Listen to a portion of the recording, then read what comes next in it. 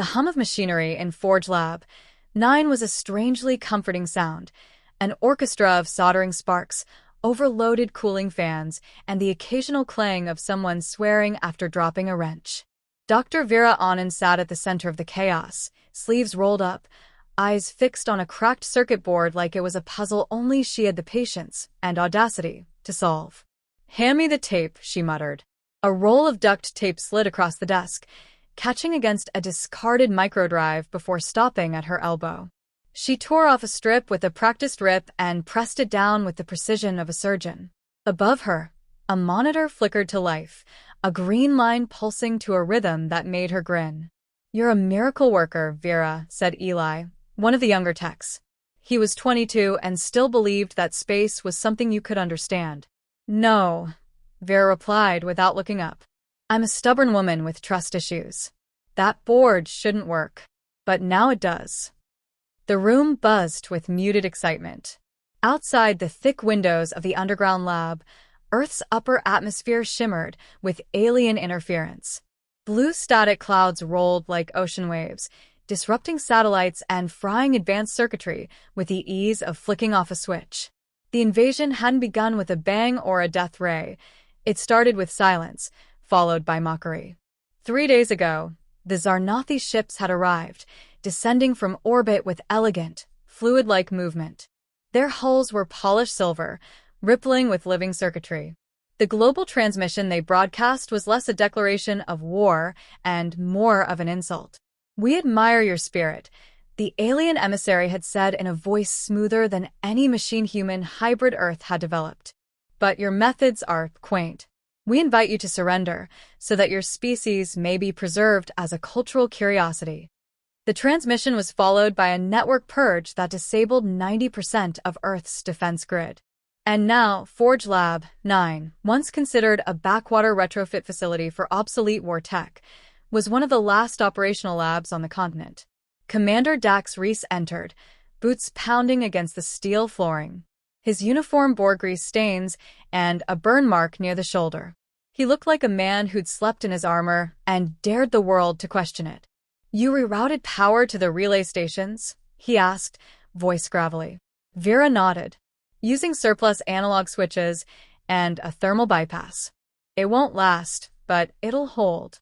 "Good," he said, tossing a small component onto her table. "Found this buried in an old carrier module. Think you can wake it up?" She picked up the object, a handheld targeting unit with manual calibration knobs and a cracked pressure screen. "It's got a soul," she said. "I can work with that." Dax folded his arms. "I want you to build something they can't predict. Something that doesn't make sense to them." "You mean something messy," Vera said, eyes narrowing with a smile. "Something human." The truth was, they'd been underestimated their entire lives. Dax, once dismissed from Fleet Command for tactical inflexibility, had saved more lives through sheer bullheaded improvisation than any algorithm ever could. Vera, denied grants for her mixed systems designs, had instead built machines so stable they survived EMP tests and her ex-boyfriend's jealousy sabotage. Now the world depended on that stubbornness, on the stubbornness of a dying species too stupid to give up and too clever to die quietly. Satellite feed came in before the last array blinked out, Dax said, tossing a tablet across the table. The display showed a clear image of the alien command ship, sleek, seamless, suspended above the Pacific like a predator waiting to strike. Vera's eyes scanned the design. No visible ports. No energy leaks. They built a sealed system. "Means no remote hacking, no comm jamming," Dax said grimly. "Whatever we hit them with, it has to come from the inside." "So we make something small," Vera murmured, "and dumb enough to go unnoticed. Analog components, no signals, no chips they can trace or disrupt." Dax looked at her with something like pride. "Exactly." Around them, the lab began to shift. Engineers abandoned their failed quantum drives and AI tactics. They gathered scrap, pulled apart toaster-sized drones and antique missile cores. Everything that beeped too much or glowed the wrong way was stripped. They began building machines with steel, copper, switches, and a lot of tape. Eli returned with a wheeled chassis made from an old Mars rover frame. This thing still has rubber tires. I mean, actual rubber. Perfect, Vera said. Let's make it loud, obvious, and completely impossible to shut down remotely. A warning siren pulsed once, then stopped, just enough to tell them the outer world was falling faster than they hoped. Above ground, city lights were dying one district at a time. The Zarnathi weren't interested in eradicating humans quickly. They were dismantling civilization piece by piece, curious to see what broke first, power or will. Vera turned back to the circuit board and pressed another strip of duct tape into place. It wasn't beautiful, but it was hers. Functional. Real. How long do we have? She asked. Dax checked his old-fashioned wristwatch. Maybe 48 hours before they take orbital control and torch what's left of the grid. Then let's build something beautiful, she said, eyes flashing. He frowned. I thought we were making something ugly. Same thing, she replied, and began to work. The hum of the lab returned, but now it carried urgency. Outside, the stars flickered behind alien craft. Inside, humanity's last hope sparked to life beneath taped wires and clenched jaws.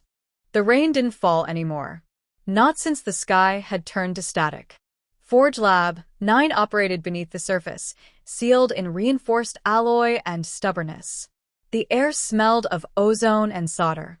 Cables hung like vines from the ceiling, draped over humming consoles and scavenged equipment.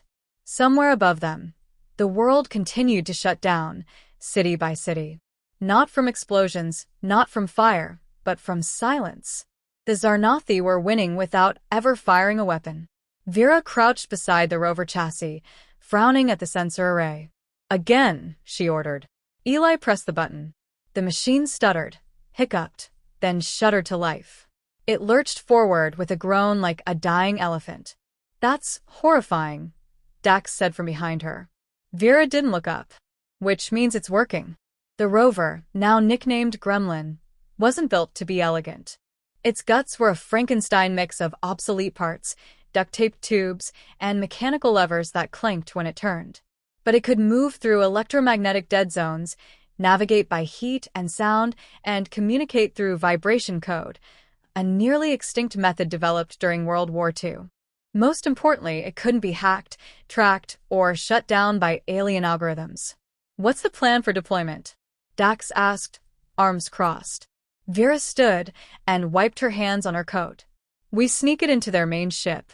It plants a feedback coil into their internal power system, analog sabotage in a digital world. If their systems are as self-correcting as we think, one piece of corrupted logic could collapse the whole hierarchy. You sure about that? No, she said bluntly. But if we're wrong, the worst that happens is it breaks and we go down swinging. Dax stared at the little machine, then nodded. Fair enough. The lab lights flickered, then dimmed for a full 2 seconds before stabilizing. The hum of their backup generator deepened. That's the 3rd pulse today, Eli muttered. They're getting closer. We won't get another chance, Dax said. You know that, right? Vera did. All over the world, governments were falling into radio silence. Coordinated defenses had failed. Even the moon base, once thought safe, had gone dark just 12 hours ago. The aliens didn't wipe out humanity with force. They made the machines stop working. And the machines humanity had trusted far too deeply. What the Zarnathi didn't understand, what they dismissed as human frailty, was the art of adaptation. Humanity didn't just survive because of intelligence. They survived because when things broke, they fixed them, with duct tape, rage, and sheer bloody-mindedness. Dax turned toward the briefing room, where a battered holomap sputtered in one corner. He slammed his palm against the table until the projection stabilized, though grainy and off-color. The alien mothership was parked in low orbit, shielded, unmoving, confident. We need a launch platform, he said. All the usual bays are out. Vera hesitated, then gestured toward a blueprint pinned to the wall. There's one, she said. The old strato elevator in Sierra Core. That's a graveyard. All the better, she said. No one will be looking. Eli looked between them. How do we even get there? Rail systems fried, Dax said. We take the crawler. It'll be a bumpy ride, but it'll get us past the EM fields.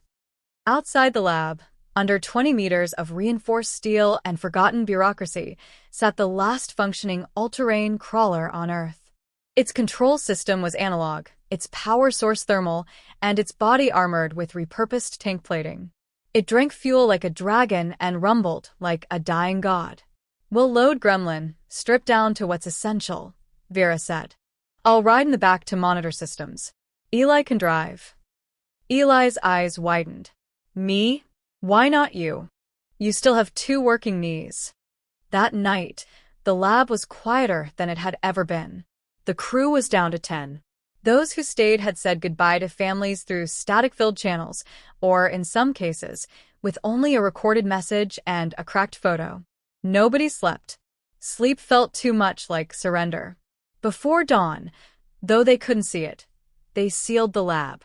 Everything they weren't taking was locked, shut, or scuttled. Forge Lab 9 would not fall into enemy hands, not even by accident. The crawler rumbled to life. A beast awakened from slumber. Gremlin was bolted into a steel cradle, circuits humming softly beneath its dented casing. Vera strapped in beside it, adjusting the vibration transmitter with care.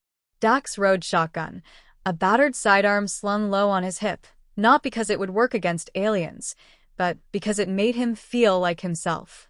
Eli gripped the analog wheel, flicked the ignition lever, and slammed the accelerator. The crawler roared into motion, rattling as it tore through forgotten maintenance tunnels, heading for the surface and the decaying world above.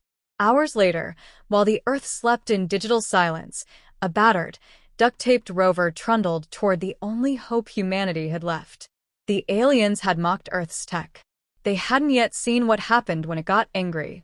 The Sierra Core launch platform loomed like a rusted cathedral to a forgotten age, jagged spires of scaffolding rising into the static-streaked sky.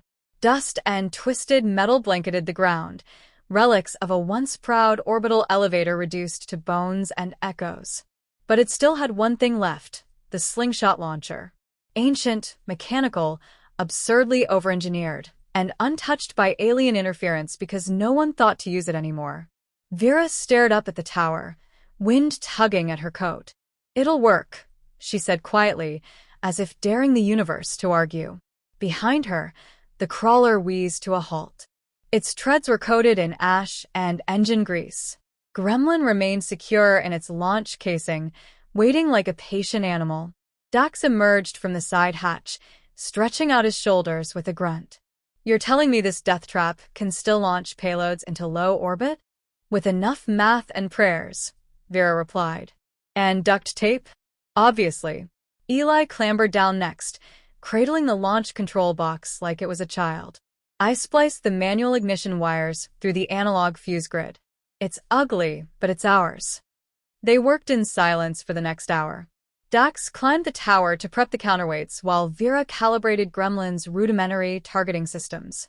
The sky above them flickered, dozens of Zarnathi ships moving slowly across the stratosphere like sharks circling a sinking vessel.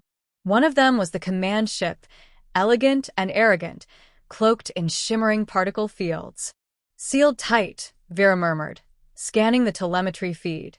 "But if we hit the internal distribution coil with enough analog interference, it'll cascade." "Define cascade," Eli called out from his perch near the launcher lever. "Systemic logic collapse. Think of it like feeding static into a song until it eats itself." The Gremlin unit was loaded. It looked ridiculous, like a duct-taped refrigerator on wheels with a dish antenna strapped to its head. But inside, it carried a payload that couldn't be stopped by code, couldn't be anticipated by artificial intelligence, and couldn't be reasoned with. It was chaos built from spare parts. "Final checks," Dax said, voice steady despite the wind. Vera knelt by the launch capsule and pressed a final strip of tape across the coolant line. "Go for ignition." Eli slammed the lever. Metal groaned. The slingshot's rails vibrated as tension pulled taut. The Gremlin fired into the sky with a deafening screech, leaving behind a trail of sparks and a smell like burning copper. For a moment, nothing happened. Then the sky responded. Zarnathi sensors caught the launch late, delayed by the primitive signature. The ship's shielding didn't even activate. Gremlins slammed into the outer hull, latched with old-fashioned magnets, and burrowed inside with a whirring drill built from a repurposed mining rig.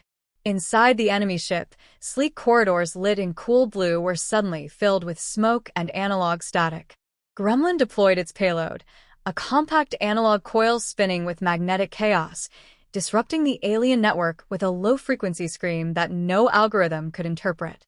On the ground, the sky shimmered. Dax watched through a scope mounted to his rifle. Impact confirmed. Wait, something's happening. The Zarnathi command ship shuddered. Lights along its hull pulsed erratically, shifting from smooth gold to violent red. Plasma fields flickered.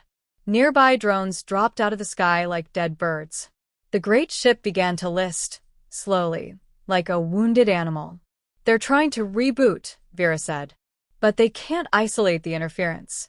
It's infecting the logic architecture. And spreading, Eli whispered. Within minutes, other ships in the fleet began twitching in the sky, some losing altitude, others veering off course as the interference propagated through their shared network. Their overconfidence had become their flaw. They had never considered an attack too primitive to be filtered. The command ship trembled, pulsed once, and then exploded in absolute silence, consumed from within by its own collapsing systems. Dax let out a long, disbelieving breath. They're retreating.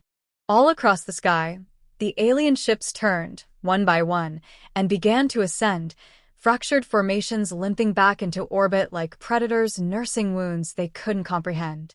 A voice crackled through the team's short-range comms. It was weak, distorted, but unmistakably human. "This is Fortress Denver, we saw that. We're still here. Repeat, we're still here." Other signals followed, shaky and static-filled, pockets of resistance rekindled by the sight of impossible victory. Vera slumped to the ground beside the launcher, grease smudging her cheek. "They mocked our tech," she murmured, voice raw. Eli laughed, wiping his eyes. "Yeah. Then they got wiped by duct tape and rage." Dax stood over them, watching the last of the alien ships vanish into the haze of space. "They'll be back," he said, his tone grim but resolute. "Let them," Vera said. "Next time, we'll have more tape." Behind them, the Sierra Corps stood silent, broken, but not defeated. The sky had cleared, just a little. Enough to see the stars again. And somewhere up there, the message had been sent. Humanity didn't need perfection. It needed will, and it still had plenty of that left.